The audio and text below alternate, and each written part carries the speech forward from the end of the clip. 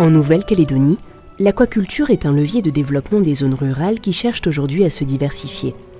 La pisciculture marine, l'élevage de loturies ou d'huîtres se sont développés ces 10 dernières années en visant les marchés locaux et internationaux. Ces projets, appuyés par de nombreux programmes de recherche et d'expérimentation, sont fortement soutenus par une dynamique de diversification économique menée par les collectivités de Nouvelle-Calédonie. Des modèles de production qui mettent en exergue les enjeux et les défis du développement des filières aquacoles.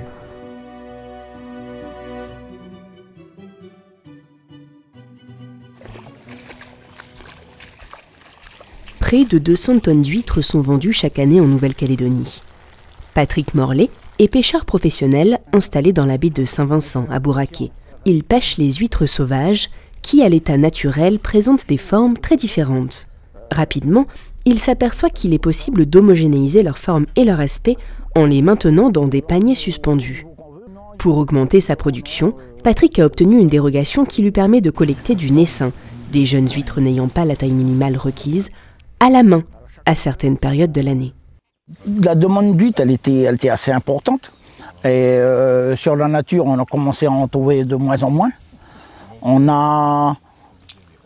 a stocké plusieurs fois nos huîtres qu'on faisait sur la nature dans des endroits qu'on a vu que c'était bon, elles se comportaient bien, elles prenaient une belle forme, tout. Du coup, on a pensé à passer à l'élevage, quoi. Patrick vend ses huîtres sur sa stalle au marché. Chaque année, il en produit 1000 à 1200 douzaines. Sa production artisanale ne lui permet pas encore de répondre à la demande des restaurants de la place. Voilà, alors ça c'est les paniers australiens qui viennent carrément de chez eux, c'est pas avec leurs crochets. Ils sont voilà, l'ouverture elle est là, une ouverture facile. Et là c'est artisanal. On a pris des rouleaux qu'on a coupé les tailles et puis refermés. Voilà, avec l'ouverture pareil. 500 paniers australiens coûtent près d'1 100 000 francs. La même quantité de paniers faits main n'a coûté à Patrick que 100 à 200 000 francs. Il faut commencer à artisanal quand même, hein, parce que le coût il est assez important, quoi. Après, si la personne qui veut démarrer, elle a les moyens de prendre tout de suite des paniers, c'est vrai que c'est mieux, quoi. Ça serait sûr que là, on barre avec du produit carrément fini, quoi, on va dire. On n'aura pas à revenir sur les paniers, on va revenir que sur les huîtres, quoi. On est parti pour sur 15 ans avec les paniers, quoi. Les huîtres passent près d'1 année dans ces paniers. Les filières d'élevage sont disposées à la limite de l'estran, la marée étant un élément essentiel pour la biologie des huîtres. Les manipulations, les récoltes et l'entretien qui se font à marée basse tous les mois sont ainsi facilités. Il y a du travail pour tous les jours. Le truc, c'est que moi j'ai la pêche, donc j'essaye de mettre un coup pendant une semaine et puis après j'arrête pour faire le poisson, quoi. Après, si on a des méthodes un peu plus faciles, tout, on pourra peut-être avoir moins de travail, hein. Déjà, on est passé des premières huîtres qu'on collait sur les tablés avec du ciment. On est passé à ça, on a éliminé 3/4 du travail, quoi. Ah oui. On ne peut pas dire tout de suite ce qu'il faut faire. Il faut faire et puis voir ce qui marche et ce qui ne marche pas, quoi. Lors d'un voyage d'études en Australie, financé par la CPS, Patrick a été formé aux techniques de collectage de naissin dans le milieu naturel. Alors ça, c'est un capteur, c'est pour capter le naissin. Alors c'est tout du PVC, qu'on emboîte l'un dans l'autre. On met ça dans l'eau à une certaine profondeur pour capter le naissin. Il va venir se coller dessous.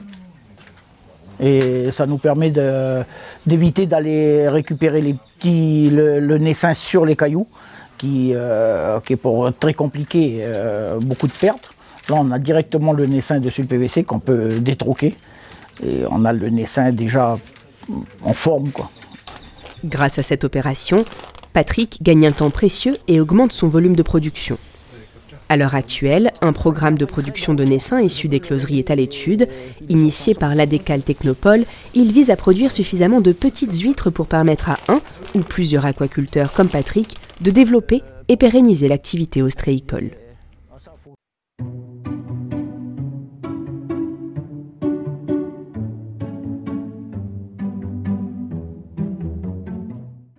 Le projet de la SEA a vu le jour il y a 10 ans dans le but de produire de l'holothurie de sable, l'Holothuria scabra, espèce commune dans le biotope côtier calédonien. Elle est l'une des espèces les plus prisées par le marché chinois. 3 personnes travaillent à l'écloserie. Le responsable de site, Hubert, possède une formation aquacole. 2 techniciens, absents lors du tournage, ont appris le métier sur le tas. Ils sont issus des tribus alentours. Le marché actuel est principalement celui des éleveurs de crevettes calédoniens qui souhaitent diversifier leur production ou mettre des bassins en jachère, car il a été récemment prouvé que l'élevage de l'holothurie agit comme une jachère productive en année N, améliorant la productivité du bassin en crevettes en année N+1.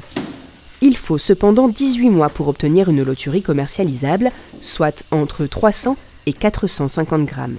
Ici, on a des holothuries adultes qui nous servent, nous, de géniteurs. Il faut attendre entre 1 an et demi et 2 ans pour arriver à la taille commercialisable, ce qui est un petit peu long en aquaculture et qui est la grosse contrainte et le frein pour développer notre activité sur le territoire.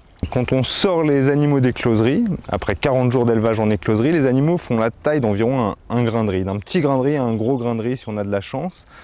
Et alors ces animaux, ils ne sont pas encore à taille commercialisable. Nous, on doit attendre d'avoir des animaux de 1 à 2 grammes minimum avant de pouvoir les vendre, en sachant que même si on arrive à avoir des animaux de 5 grammes, c'est encore préférable.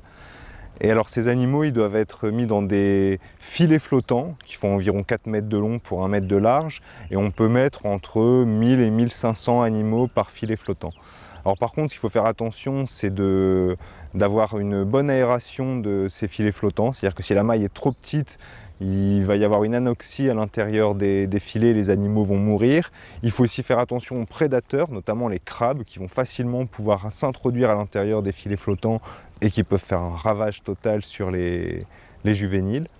Et ça dure environ 1 mois et demi à 2 mois en filet avant d'être à 2-3 grammes. À l'heure actuelle, la ferme de la SEA est installée sur un ancien site de production de crevettes comprenant une écloserie et une série de bassins en terre, 8 x 1500 m² et 2 x 10 000 m², qui servent au stockage des géniteurs et au pré-grossissement des animaux avant la commercialisation. La SEA possède également une salle de production de microalgues. En gros, ici, c'est les algues fraîches. Les algues fraîches, ça nous sert à nourrir les animaux en écloserie. Alors c'est très intéressant les algues fraîches, ça va permettre de stabiliser le milieu, d'aider à faire un peu un effet probiotique sur nos élevages. Mais alors par contre, il y a une grosse contrainte, ça va être le budget. En plus d'avoir donc un budget personnel, c'est une personne à temps plein qui va pratiquement faire que des algues pendant l'élevage.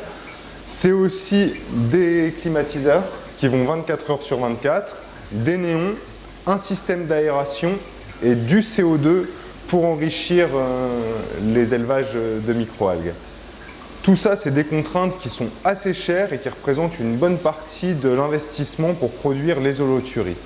Donc en contrepartie de ces algues, il y a de plus en plus d'expériences qui sont faites pour les remplacer par des algues qu'on achète déjà très concentrées dans le commerce.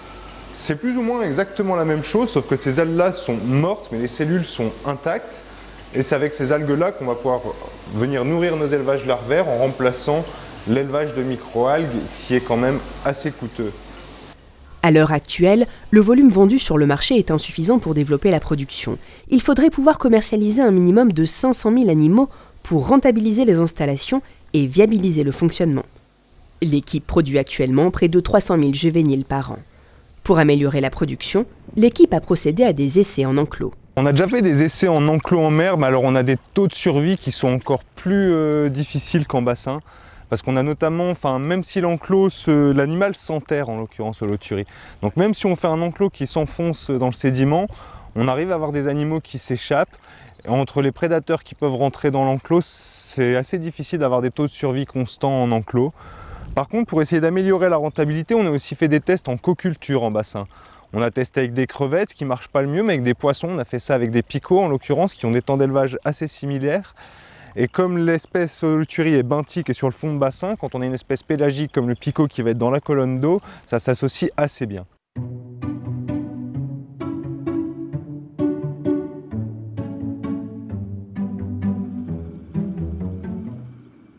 Le picot, c'est justement l'une des espèces élevées ici, au Centre calédonien de développement et transfert en aquaculture marine.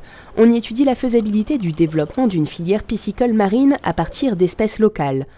En tout, 5 techniciens et ingénieurs travaillent ici. L'équipe du CCDTAM, on trouve un peu de tout, si j'ose dire. Moi, par exemple, qui viens de France, j'ai suivi une formation en 2 ans, donc j'ai un bac +2 en aquaculture. Mais on a aussi, par exemple, ma collègue Virginie, qui vient de la tribu de Temala à Vaud, et donc qui, à la base, n'avait aucune formation, qui a fait le RSMA, donc service militaire adapté, et qui a été formée sur le tas, on va dire. On a Monique qui, de la même façon, vient de juste à côté. Le centre travaille sur plusieurs axes. La gestion de géniteurs et la production d'alevins en écloserie, la réalisation d'essais de production pilote en cage ou en bassin, la conduite d'essais de commercialisation et l'évaluation de la rentabilité technico-économique des modes de production envisagés sur la base des résultats obtenus. 3 espèces de poissons sont actuellement à l'étude, le poite, les picots-rayés et gris.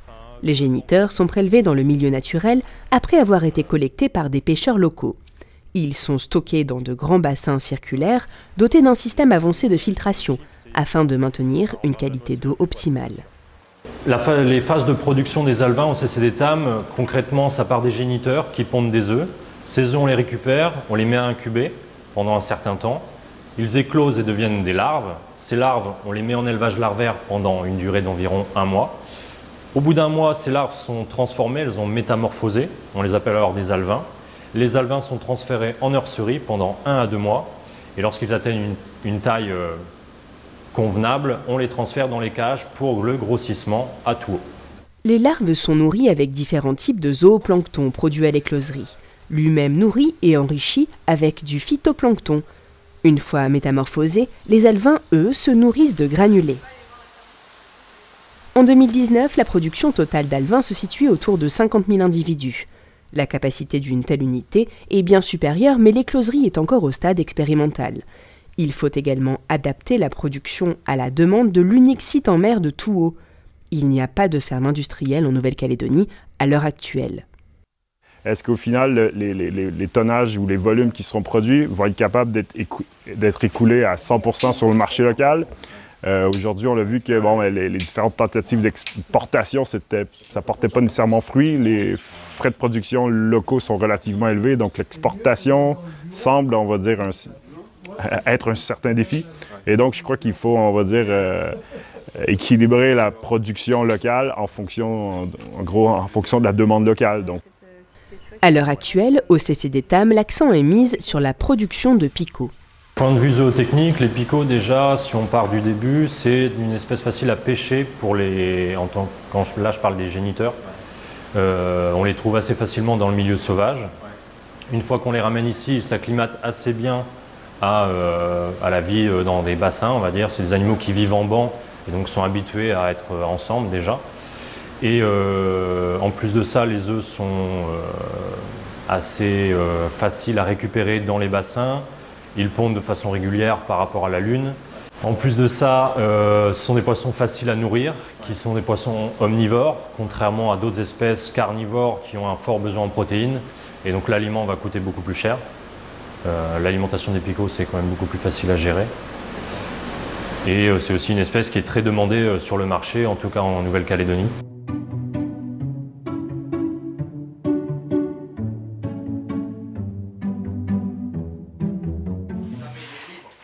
Le picot est vendu près de 1 800 francs le kilo en Nouvelle-Calédonie.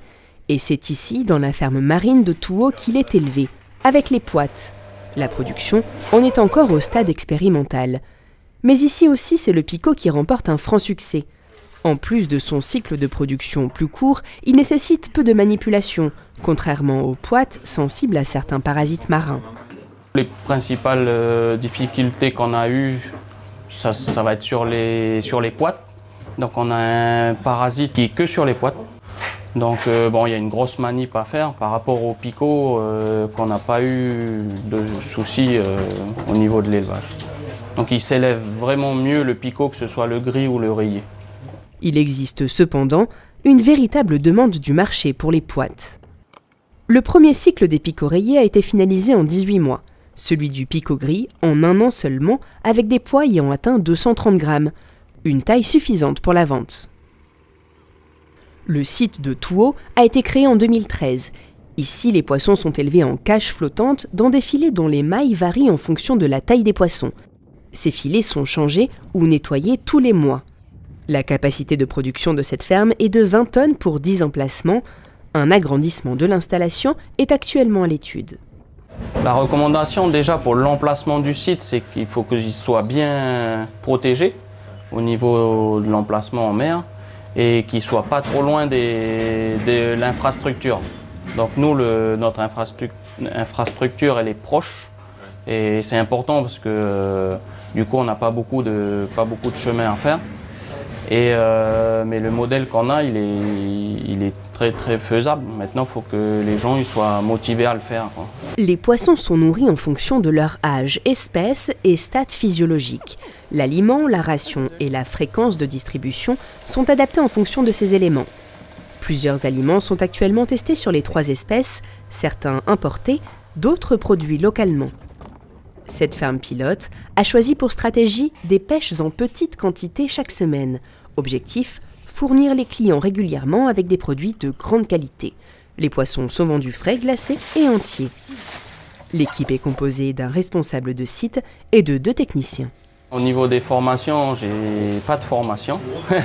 J'ai tout appris sur le tas. Et donc c'est pour dire que c'est faisable, il faut la motivation. Il faut avoir des bonnes compétences en plongée. Que du coup, il faut plonger tous les jours, que ce soit pour vérifier les filets ou ramasser les morts. Mais surtout pour vérifier le filet prédateur. Donc là, par exemple, où il y a l'installation, il y a 10 mètres de profondeur et tout se fait en apnée. Donc ça, une grosse connaissance des nœuds.